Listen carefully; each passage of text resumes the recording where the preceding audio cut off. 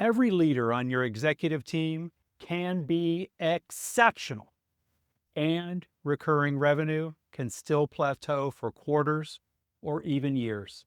And it's not because anyone is failing, but it's because each one is succeeding.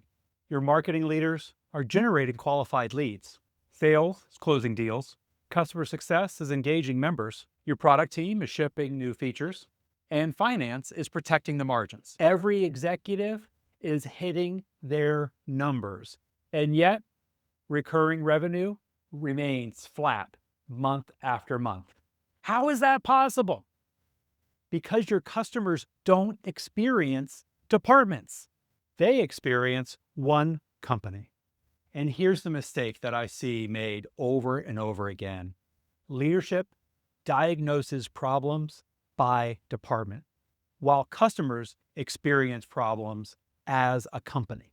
And often, the member experience problems are within the gaps between departments. Marketing celebrates lower acquisition costs. Sale celebrates higher close rates. Customer success celebrates quicker response times. Product celebrates faster feature release times. And finance, they celebrate lower payment processing costs.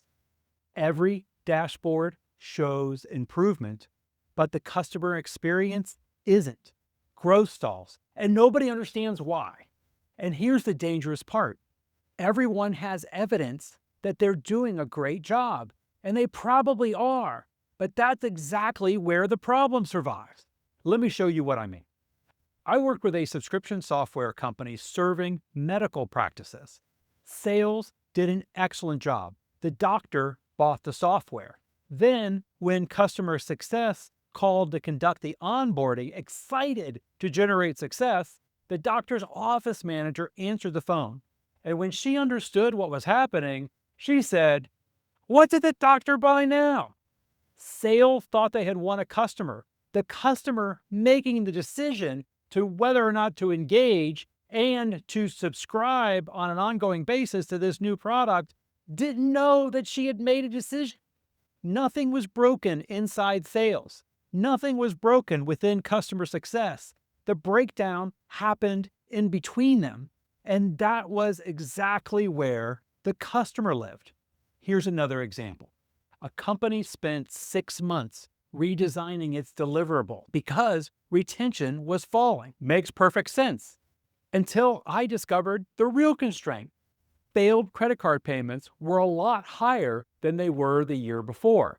And even though the customer success team was so excited that they'd recovered more failed payments than they had the year before, their actual rate of failed payment recovery had declined because the number of failed payments had increased so much. 2 hours of work with the finance team to onboard a new failed payment prevention and recovery system, along with a new payment processor optimized for payment acceptance, generated more new recurring revenue in a couple of weeks than had months of new product deliverables. The constraint, it actually lives somewhere else. And that's how growth plateaus happen. Leadership teams solve the place where the problem appears to be visible, instead of the place where the problem actually begins. Here's the belief that changed the way I look at subscription businesses. Customers don't churn inside departments. They churn between them, between marketing and sales, between sales and onboarding, between the product and customer success, between finance and the payment experience. And that's why adding another initiative rarely solves the problem. The real breakthrough comes when the leadership team agrees to answer this question. Where is the customer experiencing friction that no department actually owns? Answer that question, and you'll usually find the constraint that's holding back your entire business. If you like this and want more retention and subscription growth insights, grab a copy of my new book, Be Unleavable: Why Some Subscriptions Thrive While Others Fail, and the 90-Day Fix. It's available on Amazon.com, or get the audiobook for free when you visit beunleavable.com/book.